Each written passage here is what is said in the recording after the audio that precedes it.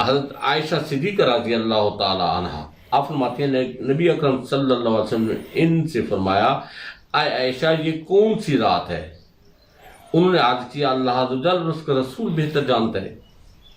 آپ نے فرمایا یہ 15 شعبان کی رات ہے، اس میں دنیا کے اور بندوں کے اعمال اٹھائے جاتے ہیں،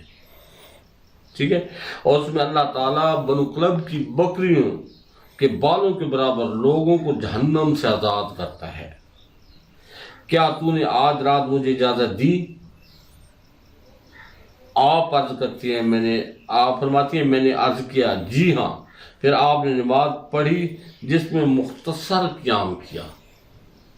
سورہ فاتر چھوٹی سی صورت پڑھی، پھر نصف شب تک آپ سجدہ ریز رہے۔ میرے آقا پاک صلی اللہ علیہ وسلم نصف شب، آدھی شب تک سجدہ ریز رہے۔ اس کے بعد دوسری رکعت کے لیے کھڑے ہوئے اور پہلی رکعت جتنی قرات کی اور فجر تک سجدے کی حالت میں رہے۔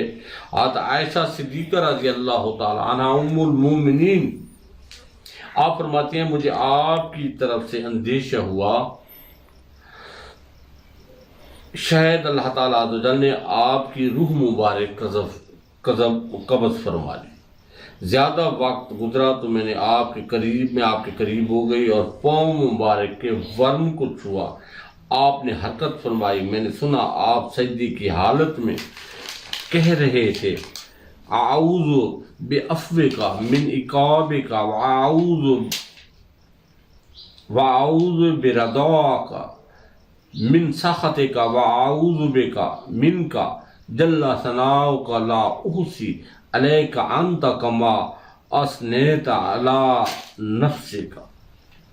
میں تیرے اف کے ساتھ تیرے عذاب سے پناہ چاہتا ہوں، تیرے رضا کے ساتھ تیرے غضب سے پناہ چاہتا ہوں،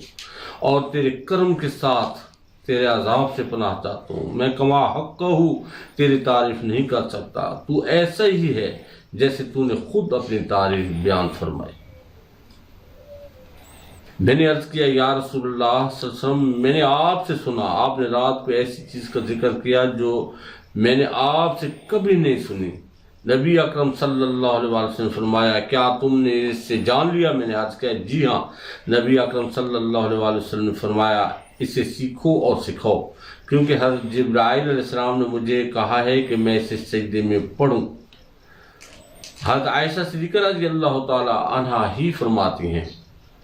میں نے ایک رات نبی اکرم صلی اللہ علیہ وسلم کو نہ پایا، میں باہر نکلی تو دیکھا کہ جنت البقیع میں ہے اور سر انور آسمان کی طرف اٹھایا ہوا ہے۔ آپ نے فرمایا کیا تجھے ڈر تھا کہ اللہ عز و جل اور اس کا رسول صلی اللہ علیہ وسلم تجھ پر زیادتی کریں گے؟ میں نے عرض کیا یا رسول اللہ صلی اللہ علیہ وسلم مجھے خیال ہوا کہ آپ کسی دوسری زوجہ کے ہاں تشریف لے گئے۔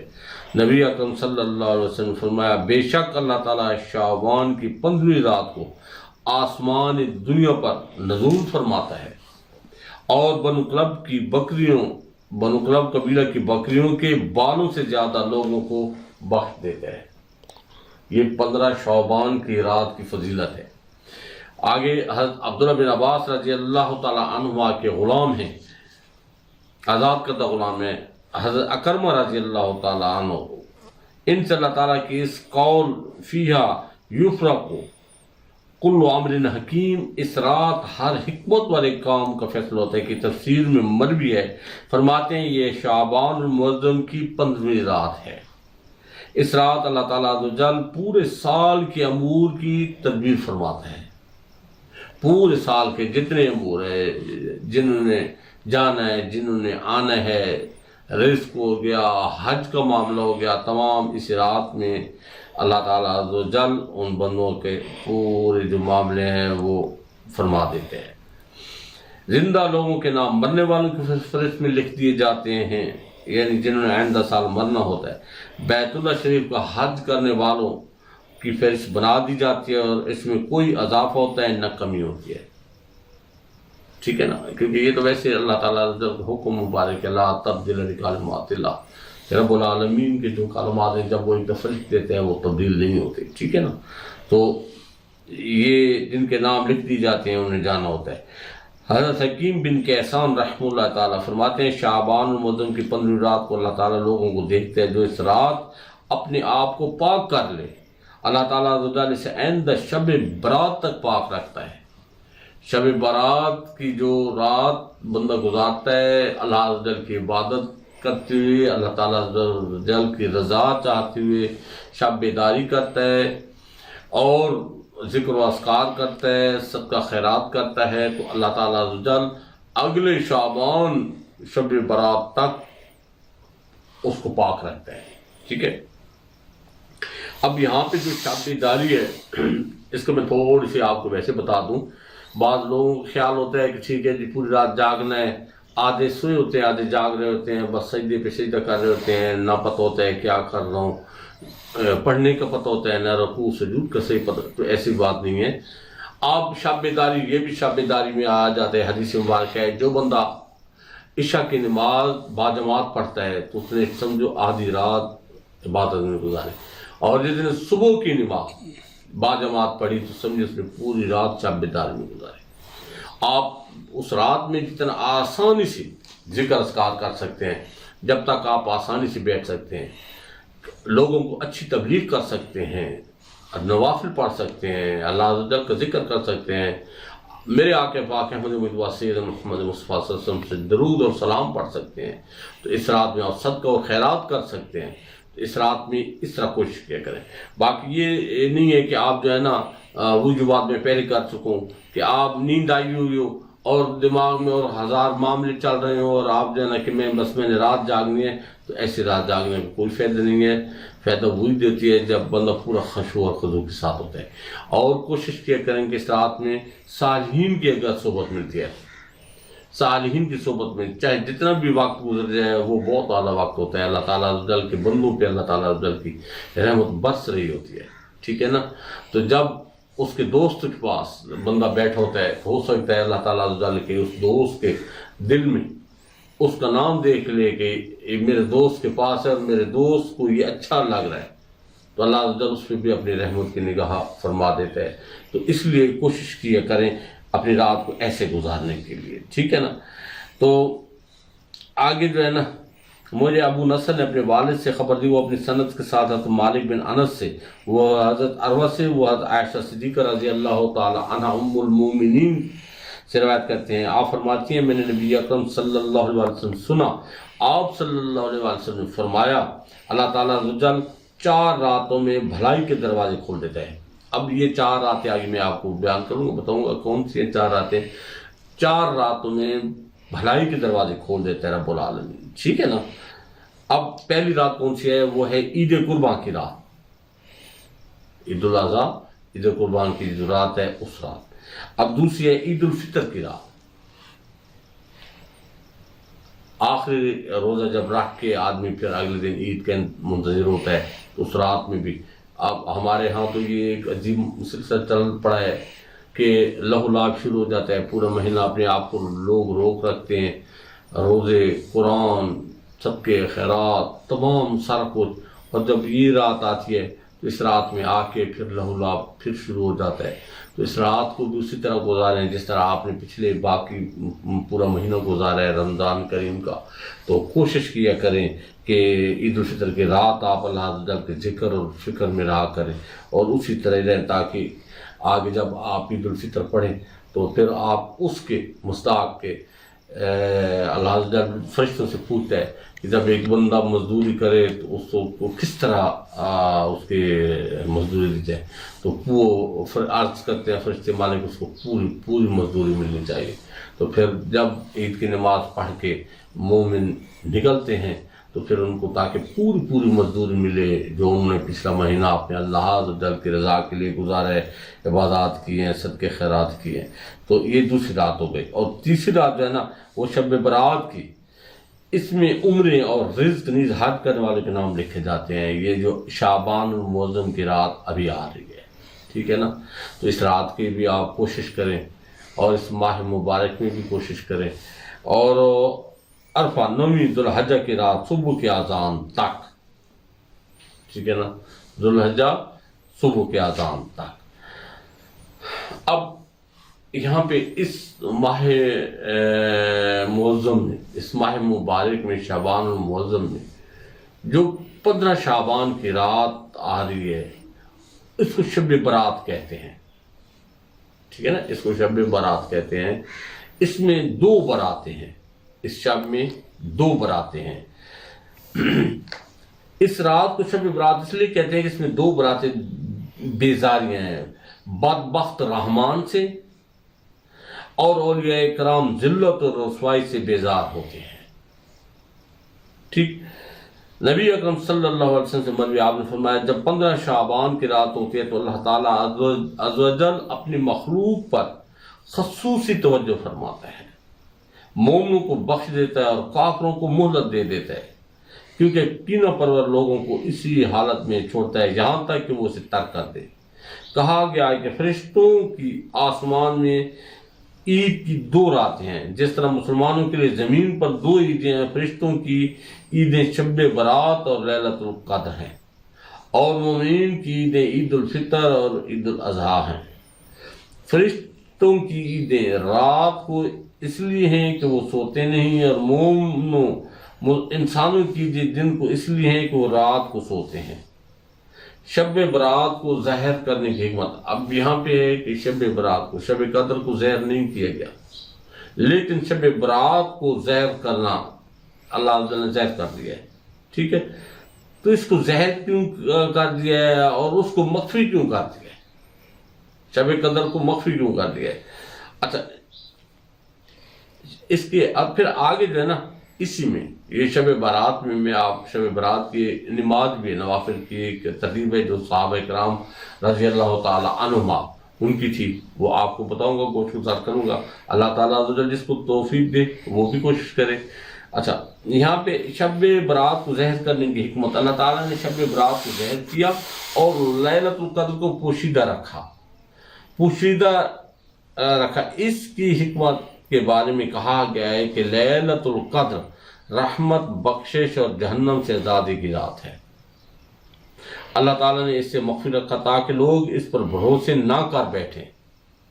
ٹھیک ہے نا، لوگ بھروسہ نہ کر بیٹھے کہ ٹھیک ہے ہمیں لیلۃ القدر مل گئی، اب جہنم سے آزاد ہو گئے ہیں، اور اللہ تعالیٰ عز و جل کی رحمت بھی ہمیں مل گئی اور اس کی بخشش ہمیں مل گئی، یہ اس کا بات ہے، ٹھیک ہے نا۔ تو ایسا نہ ہو کہ لوگ اسی پہ جو ہے نا بھروسہ کر بیٹھیں اور باقی عبادات چھوڑ دیں۔ اور شب برات کو ظاہر کیا کیونکہ وہ فیصلے، قضا، قہر و رضا، قبول و رد، نزدیک و دوری، سعادت و شقاوت اور پرہیزگاری کی رات ہے۔ کوئی شخص اس میں نیک بختی حاصل کرتا ہے اور کوئی مردود ہو جاتا ہے، ایک ثواب پاتا ہے، دوسرا ذلیل ہو جاتا ہے، ایک معزز و مکرم ہوتا ہے، دوسرا محروم رہتا ہے، ایک کو اجر دیا جاتا ہے، دوسرے کو چھوڑ دیا جاتا ہے، کتنے لوگوں کا کفن دھویا جاتا ہے اور وہ بازار میں مشغول ہوتے ہیں، کتنی قبریں کھودی گئیں لیکن قبر والا خوشی اور غرور میں ہے، کتنے چہرے کھلکھلا رہے ہیں حالانکہ وہ ہلاکت کے قریب ہیں، کتنے مکانوں کی تعمیر مکمل ہو گئی لیکن ان کا مالک موت کے قریب پہنچ چکا ہے، کتنے بندے رحمت کے امیدوار ہیں پس انہیں عذاب پہنچتا ہے، کتنے بندے خوشخبری کی امید رکھتے ہیں پس وہ خسارہ پاتے ہیں، کتنے بندوں کو جنت کی امید ہوتی ہے پھر ان کو دوزخ میں جانا پڑتا ہے، کتنے بندے اللہ تعالیٰ سے ملاقات کے امیدوار ہوتے ہیں لیکن جدائی کے شکار ہوتے ہیں۔ کہا گیا کہ حضرت حسن بصری رحمہ اللہ تعالیٰ 15 شعبان کی رات کو گھر سے بیت تشریف لائے اور آپ کا چہرہ یوں دکھائی دیتا ہے جیسے کسی کو قبر میں دفن کرنے کے لیے نکالا گیا ہے، جس طرح کسی کو قبر میں دفن کرنے کے بعد نکالا گیا۔ جو آپ سے اس کے بارے میں پوچھا گیا تو آپ نے فرمایا اللہ کی قسم وہ شخص جس کی کشتی ٹوٹ جائے وہ مجھ سے زیادہ مصیبت میں گرفتار نہیں، کیونکہ فرمایا میرے گناہ یقینی ہیں لیکن نیکیوں کا مجھے اندیشہ ہے، آیا مجھ سے قبول کی جائیں گے یا رد کر دی جائیں گے۔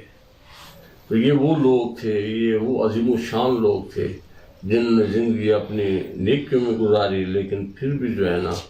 وہ ہمیشہ عاجزی میں رہے اور اللہ تعالیٰ عز و جل کی قربت بھی انہوں نے پائی اور تمام انعامات کے حقدار بھی وہی لوگ ہوئے۔ اچھا آگے شب برات کی نماز جو صحابہ کرام رضی اللہ تعالیٰ عنہ بھی یہ ادا فرماتے تھے، ٹھیک ہے نا، یہ 15 شعبان کی رات کو، تو جو عزیز یہ پڑھ سکیں تو یہ ضرور کوشش کریں اللہ تعالیٰ. لیکن پھر بات ہوئی ہے کہ جو میں نے آپ کو پہلے بتایا تھا کہ ایسا نہ ہو کہ آپ صرف وہ یہ نوافل کے 100 نفل میں نے پڑھنے ہیں، پورے کرنے ہیں، اور نیند آئی ہوئی ہو اور آپ پوری جو ہے نا اپنے وہ پورے شعور بھی نہ ہو، ہوش بھی صحیح نہ ہو، اور ذہن سے کام نہ کر اور وہ 100 کی گنتی پوری کرنے کے لیے لگ جائے تو یہ مناسب نہیں ہے، ٹھیک ہے نا. آپ اپنے آپ کو کوشش کریں شب بیداری کے لیے کہ آپ اس دن کو سوئیں. اگر آپ نے شب بیداری کرنی ہے تو آپ دن کو سوئیں تاکہ رات آپ کے لیے جو بیداری ہے وہ آسان ہو جائے، ٹھیک ہے نا. اب شب برات میں 100 رکعت نوافل نماز اس طرح وارد ہوئی ہے کہ اس میں 1000 مرتبہ سورہ اخلاص پڑھی جائے، یعنی ہر رکعت میں 10 بار قل هو اللہ احد پڑھیں. اس نماز کو صلاۃ الخیر کہا جاتا ہے، اس کی برکت پھیل جاتی ہے. پہلے زمانے کے بزرگ یہ نماز با جماعت ادا کرتے اور اس کے لیے جمع ہوتے تھے. اس کی فضیلت زیادہ اور ثواب بے شمار ہے. حضرت حسن بصری رحمہ اللہ تعالیٰ سے مروی ہے، آپ نے فرمایا مجھ سے 30 صحابہ کرام رضی اللہ تعالیٰ عنہما نے بیان فرمایا کہ جو شخص اس رات یہ نماز پڑھے اللہ تعالیٰ عز و جل اس کی طرف 70 بار نظر رحمت سے دیکھتا ہے، ٹھیک ہے. اللہ تعالیٰ اس کی طرف 70 بار نظر رحمت فرماتا ہے جو بندہ یہ نماز پڑھتا ہے. نوافل اس حساب سے مطلب 100 رکعت نماز نوافل اور ہر رکعت میں سورہ اخلاص کو 10 دفعہ پڑھنا ہے تو یہ 1000 مرتبہ ہو جائے گی، ٹھیک ہے. تو جب 1000 مرتبہ سورہ اخلاص 1000 مرتبہ پڑھی جائے گی 100 نوافل میں، کوشش کریں اور جو بندہ یہ پڑھ لیتا ہے پورے خشوع اور خضوع کے ساتھ اور اللہ تعالیٰ عز و جل کی رضا کے لیے، کسی کو دکھانے کے لیے نہیں کہ میں جو ہے نا میں نے 100 نفل، اور پھر بعد میں دوسرا دن آئے تو لوگوں کو بتاتا پھرے کہ میں نے رات کو 100 نفل پڑھ لیے، تو کوئی اس کا فائدہ نہیں ہے. صرف اپنے رب کو راضی کرنے کے لیے جو بندہ اس طرح 100 مرتبہ 100 نوافل پڑھتا ہے اور ہر رکعت میں 10 مرتبہ سورہ اخلاص یہ قل هو اللہ احد یہ پڑھتا ہے، تو اللہ تعالیٰ عز و جل ایسے بندے کی طرف 70 بار نظر رحمت فرماتا ہے. 70 بار، ٹھیک ہے نا. یہ کتنی بڑی سعادت ہے، کتنی بڑی خوشبختی ہے. اور ہر نظر کے بدلے اس کی 70 حاجات پوری کرتا ہے. 70 بار نگاہ کرم فرماتا ہے، نگاہ رحمت فرماتا ہے، اور ہر مرتبہ جب نگاہ رحمت فرماتا ہے تو اس کی 70 حاجات پوری کرتا ہے، ٹھیک. اور سب سے کم درجے کی جو حاجت ہے وہ مغفرت ہے اس بندے کی، کہ جو بندہ یہ اس طرح نوافل پڑھے گا اللہ تعالیٰ عز و جل اس کی طرف 70 مرتبہ نظر رحمت فرمائے گا، اور ہر دفعہ جب نظر رحمت فرمائے گا تو اس کی 70 حاجات پوری فرمائے گا. اور جو سب سے کم حاجت ہے اس کی وہ مغفرت ہے کہ اللہ عز و جل ایسے بندے کی مغفرت فرما دے گا، ٹھیک ہے نا. تو 14ویں کو یہ نماز پڑھنا بھی مستحب ہے، 14ویں کو بھی مستحب ہے، ٹھیک ہے، کیونکہ اسی رات کو عبادات کے ساتھ زندہ رکھنا بھی مستحسن ہے، جس طرح ہم نے فضائل ماہ رجب میں ذکر کیا ہے، تاکہ نمازی اس عزت فضیلت اور ثواب کو بھی پالے. وَمَا عَلَيْنَا إِلَّا الْبَلَاغُ الْمُبِينُ. تو یہ جتنے بھی ہیں یہ ذکر اذکار ہیں،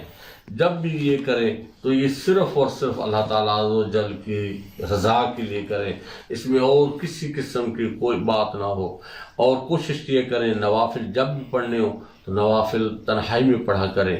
اور اپنے آپ کو انتہائی خشوع اور خضوع کی حالت میں رکھا کریں. کوشش یہ کریں کہ جب نوافل پڑھا کریں تو آپ کے جو دل کی حالت ہو وہ اتنی شکستہ حالت ہو کہ وہ دل جو ہے نا بار بار اپنے جو خطائیں زندگی میں ہوئی ہیں وہ بار بار آ رہی ہوں اور آنسو نکل رہے ہوں، تو اللہ تعالیٰ عز و جل ضرور کرم نوازی فرماتا ہے، اور جو بندہ بھی کوشش کرتا ہے اللہ تعالیٰ عز و جل اس کی کوشش قبول فرماتا ہے، کسی کی کوشش کو وہ رد نہیں کرتا۔ ہاں صرف اس کی کہ جو بندہ اس میں ایک اور چیز بھی ہے ایڈ کر دوں میں آپ کے لیے کہ یہ جو عبادات ہیں، یہ جو صدقات اور خیرات ہیں، تو یہ تب بھی قبول ہوتی ہے جب اندر میں رزق حلال ہو۔ رزق حلال ہوگا تو یہ سارا معاملہ ٹھیک ہوگا اور بارگاہ اقدس میں یہ قبول ہوگا۔ اب ایک بندہ جو کسی پہ ظلم کر کے،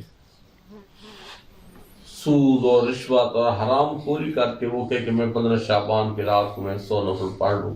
تو میری بخشش کیسی ہوگی؟ اس لیے باقی جتنے بھی اس کے سارے لوازمات ہیں وہ بھی پوری کوشش کریں گے۔ ہاں ہم کوئی بھی بندہ خطا سے پاک نہیں ہے، ٹھیک ہے نا، جتنے بھی ہیں ہم سب خطاوار ہیں، سب سے خطا ہیں۔ جو پاک ہیں، جو خطاؤں سے اللہ عزوجل نے جن کو پاک کیے وہ فرشتگان ہیں یا اس کے انبیاء ہیں، وہ معصوم ہیں۔ اس کے علاوہ تمام سے بنی آدم میں خطا رکھی گئی ہے، ٹھیک ہے نا، تو وہ کوئی سے بری نہیں ہے۔ لیکن جب بھی اگر خدا نخواستہ کوئی بھی اس سے پہلے بارگاہ الہی میں خالص توبہ بندہ کر لے، ٹھیک ہے نا، توبہ کر لے، جو بھی جتنے بھی کسی پہ ظلم کیا ہے تو اس کا جو ظلم ہے اس کے پاس چلے جائے، اس سے معافی مانگ لے، جو اس کے حقوق ہے وہ واپس کر دے، اور اس کے علاوہ اور کسی سے کوئی اخلاقی طور پہ یا کسی سے کوئی ایسی بات سردرد ہو گئے تو بارگاہ الہی میں عاجزی کرے۔ ایسے بندوں کے جس کو اس نے خدا نخواستہ گالی دے دی یا کسی کے ساتھ کوئی ایسی حرکت کر دی جو اس کو ناپسند تھی اور اس نے تو وہ جا کے اس سے معافی مانگ لے۔ آج معافی مانگنا بہت آسان ہے، کل میدان حشر میں جب ہوں گے پھر اس وقت کوئی بھی معاف نہیں کرنے والا۔ تو آج وقت ہے، اس وقت کو ہاتھ سے نہ جانے دے اور اس رات کے لیے کوشش کرے اور جاگنے کی بھی کوشش کریں، ذکر اذکار کی بھی کوشش کریں، اور خصوصی جو میں نے آپ کو بتایا کہ یہ باتیں اگر کسی پہ ظلم کیا، اگر کوئی حقوق اللہ میں کوتاہی ہوئی ہے تو آپ اس رات کے جب آپ نوافل شروع کرنے لگے اس سے پہلے باوضو کے کسی تنہائی میں چلے جائیں اور 2 نوافل توبہ پڑھ لیں اور بارگاہ الہی میں گر گرا کے عاجزی کر کے رو کے عاجزی کریں کہ میرے مالک تو غفور رحیم ہے، تو معاف فرمانے والا ہے اور تو مجھے معاف فرما، تو اللہ عزوجل کو ضرور معاف کرنے والا ہی پائے گا، کیونکہ یہ رب کا وعدہ ہے، قل یا عبادی الذین اسرفوا علی انفسہم لا تقنطوا من رحمت اللہ ان اللہ یغفر الذنوب جميعا انہ هو الغفور الرحیم۔ یہ رب العالمین نے فرما کہ یہ تو ہم خطا کار لوگوں کے لیے یہ تو بہت بڑا انعام ہے، ٹھیک ہے نا، یہ تو بہت بڑا ہے۔ یہ آیات مبارک آئی ہیں، اسی سے حوصلہ ہو جاتا ہے کہ انسان ہے، ہم ایک قدم اگر سیکھ پڑے تو دوسرا غلط پڑ جاتا ہے، ٹھیک ہے نا، تو اس لیے یہ ذکر آپ 2 نفل پڑھ لیں صلاۃ توبہ اور بارگاہ الہی میں توبہ کریں، اللہ عزوجل معاف فرما دے گا۔ آپ کسی ایسے بندے جو اس دنیا میں اب نہیں رہا، آپ نے اس کے ساتھ زیادتی کی یا اس کا کوئی معاملہ آپ کے ساتھ رہ گیا تو آپ بارگاہ الہی میں عاجزی کریں، یا تو اس کے کوئی عزیز و قارب ہیں آپ ان کے ساتھ وہ کریں، لیکن اگر وہ کوئی بھی اس کا ایسا نہیں ہے تو آپ بارگاہ الہی میں عاجزی کریں، میرے مالک اس بندے کے ساتھ میرا ایسا معاملہ تھا اور میں نے اس پہ مجھے ظلم کیا تھا، تو اللہ تعالیٰ نے اگر آپ کو معاف کیا تو جو بندہ ہے جس کے ساتھ آپ کا معاملہ تھا اللہ اس کو اجر دے دے گا اور آپ کی معافی بھی ہو جائے گی اور اس کو اجر بھی مل جائے گا۔ تو اس لیے بارگاہ الہی میں ہم سب کو توبہ کرنی چاہیے اور 2 نفل پڑھنے چاہیے صلاۃ توبہ کے، اور اس کے بعد جو ہے نا اپنی باقی جتنے یہ نوافل ہیں، جتنے ذکر اذکار ہیں، اور اس رات میں کوشش کیا کریں قبرستان میں جائیں، وہاں پہ قبرستان والوں کے لیے دعا کریں، اللہ تعالیٰ عزوجل ہمارے آقا پاک احمد مجتبیٰ سیدنا محمد مصطفیٰ صلی اللہ علیہ وسلم کی امت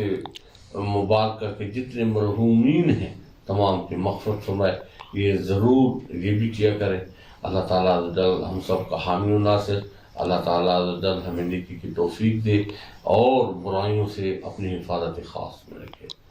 والسلام.